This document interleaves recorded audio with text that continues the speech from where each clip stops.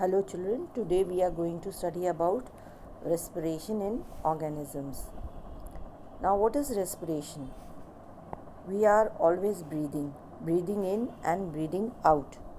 When we are running, then also we are breathing, but our breathing becomes faster. So breathing is respiration. It is a part of respiration. Now in our body there are many small units which are known as cells.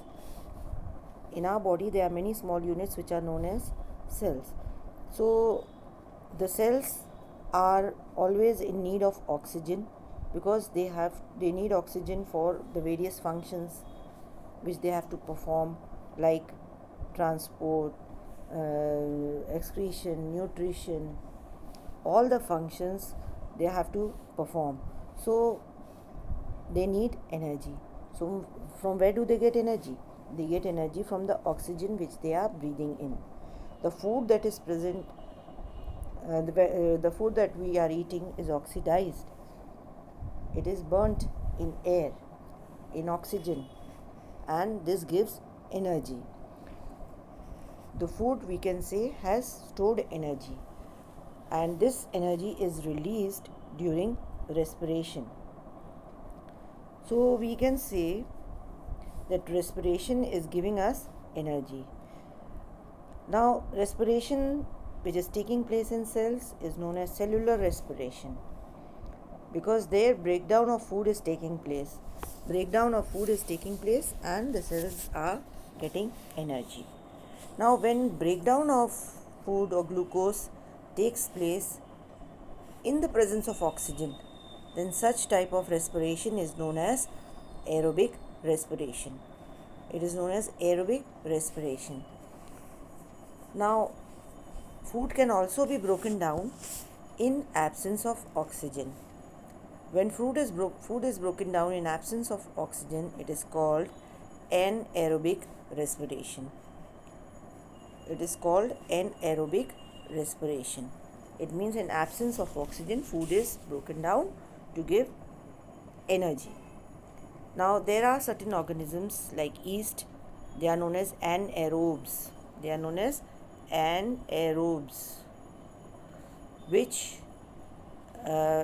can oxidize food, which can get energy from food without oxygen. In the absence of oxygen, they use food which is present in them, glucose, and it is oxidized without oxygen. It is converted into alcohol and energy is obtained. You can see the reaction. Energy is obtained when glucose is converted into alcohol. Carbon dioxide is also formed and energy is obtained. Now our muscle cells, they require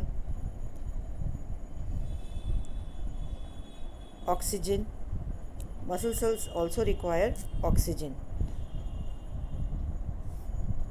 Now whenever there is a temporary deficiency of oxygen, when there is less of oxygen, then our muscles can also respire anaerobically in absence of oxygen.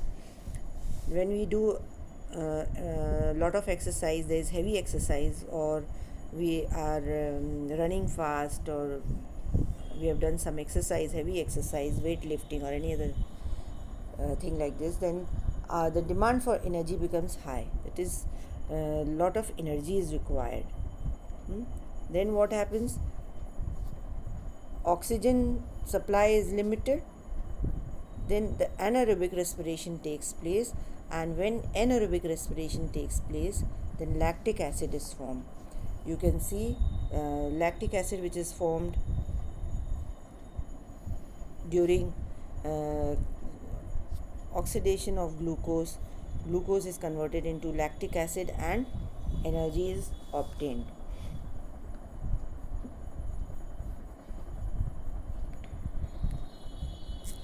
Now when we do heavy exercises, we develop cramps, muscle cramps. क्या होते हैं?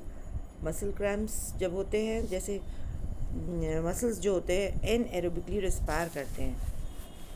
जब cramps होते हैं तो muscle cells जो होते हैं वो anaerobically in absence of oxygen they respire. तो उसमें क्या होता है कि partial breakdown of glucose takes place which produces lactic acid. Up this lactic acid, this keeps collecting in the muscle cells and this causes cramps. And how do we get relief from it?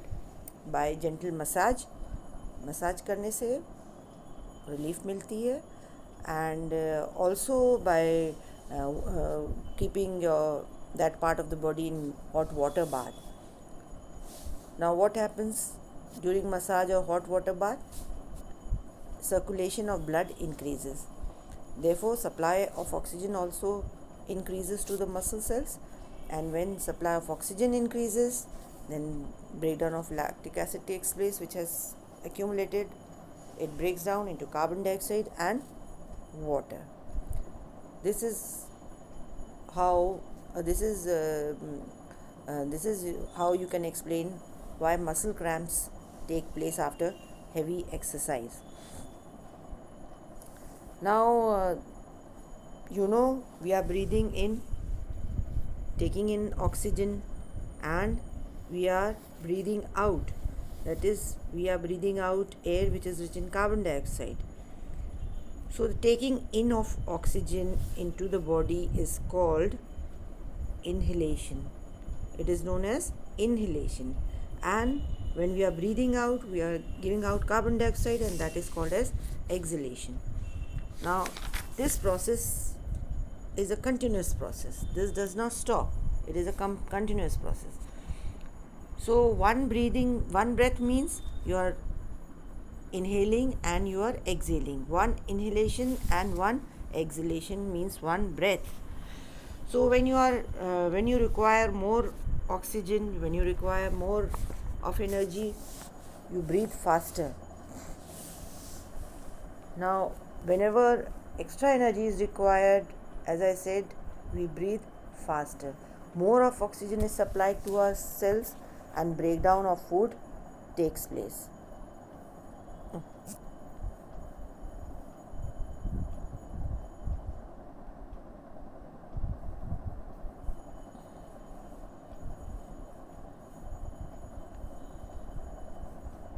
Breakdown of food takes place. Now, how do we breathe? How do we breathe?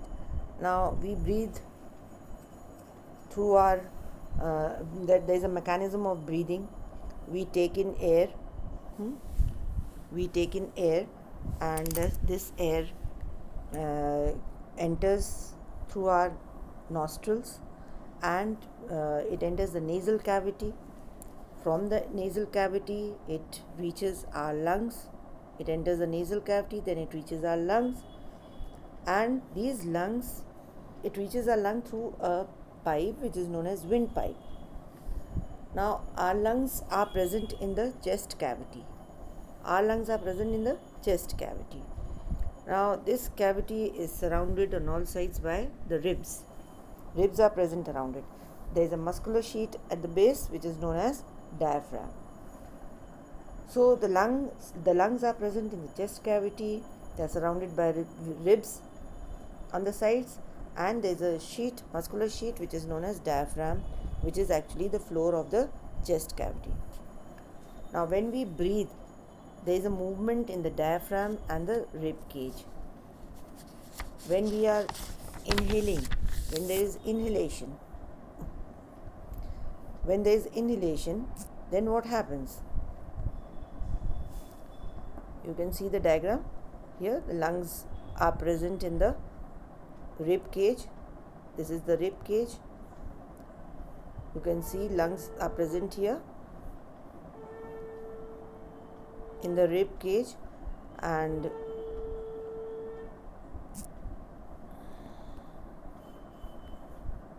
here is the diagram in which you can see how inhalation and exhalation is taking place. Now, when we are inhaling in air, when we breathe in, air is entering through our nostrils. Then it enters the windpipe, and what happens? the ribs, they move out, the ribs move out, and the diaphragm, it moves down. The ribs move out and the diaphragm, it moves down, and the ribs are moving out. So the space inside increases. The space inside increases, and therefore, when the space inside increases, air enters through our nostrils. Or, in other words, we can say inhalation takes place. How is it taking place? Ribs are moving out. Ribs are moving outwards, and the diaphragm is moving inwards. It is moving down. Diaphragm is moving down, and the ribs are moving out and upwards. So the space inside increases, volume inside increases. When the space increases, air enters through the nose, and this is known as inhalation. Now what happens in exhalation? In exhalation, the ribs, they come back to their original position, they move back, and the diaphragm, it moves back. Diaphragm also moves back. So you can see the diaphragm is moving back, and the ribs are also they are moving back. So the space inside, the space which is present inside, it becomes less, so the air is forced out. This is actually exhalation. What happens in exhalation? In exhalation, the ribs, they move back, and the diaphragm also come back to its original position. The volume inside decreases, therefore the air is forced out, and this is known as exhalation.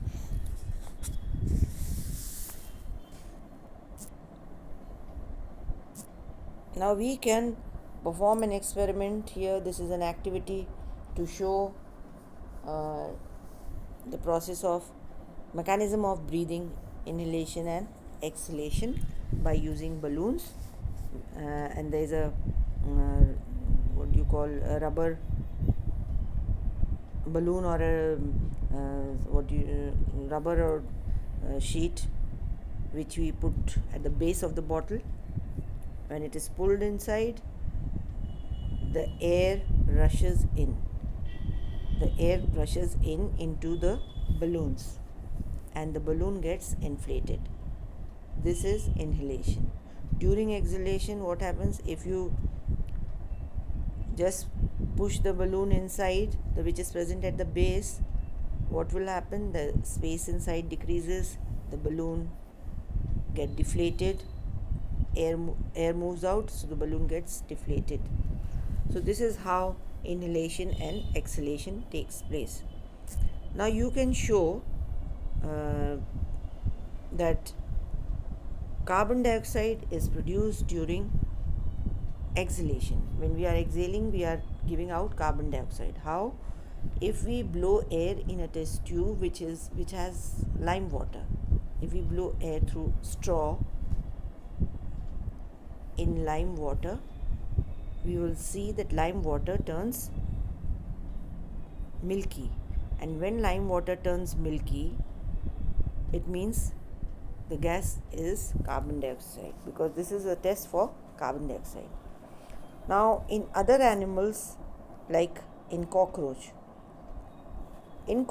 there are small pores on the sides. Which side of the body, and these pores are known as spiracles. Now these spiracles open into tracheae. These are actually network of tubes which are known as tracheae. Now oxygen rich air enters through the spiracles, and it goes to the tracheae. From tracheae to all the parts of the body, that is to all the different cells. It reaches the different cells of the body. Similarly, carbon dioxide from the cells, it comes into the trachea, and from trachea to the spiracles, and from the spiracle it goes out.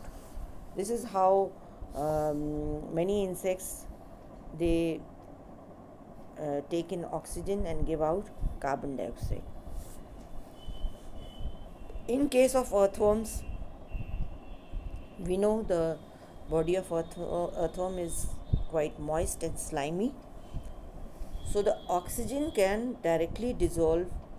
It can be absorbed from the skin of the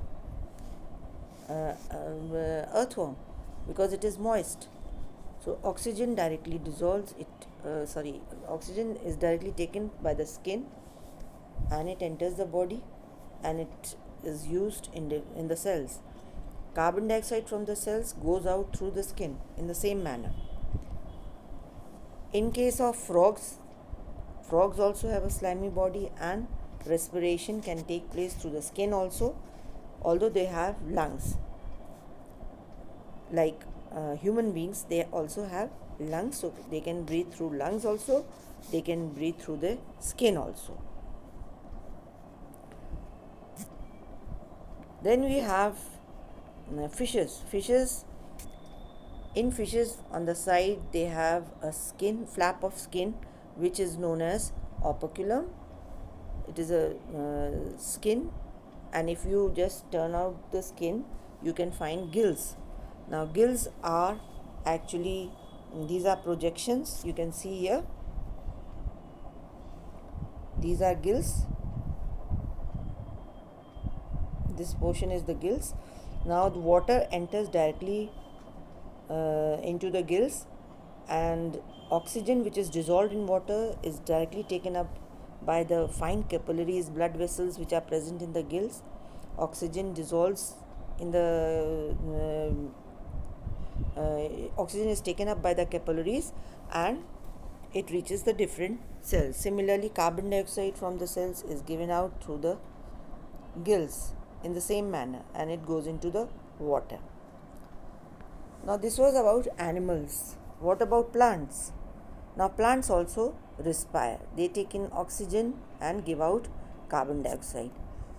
Plants, they take in oxygen and give out carbon dioxide. We know that on the lower surface of the leaves there are small pores which are known as stomata. Pores are known as stomata. Now through these stomata, exchange of gases take place. Oxygen enters through the stomata and carbon dioxide moves out through the stomata. This is how the plants breathe. Plants cells also, they require oxygen to burn the food, the glucose which is present, to give energy. Plants also require energy.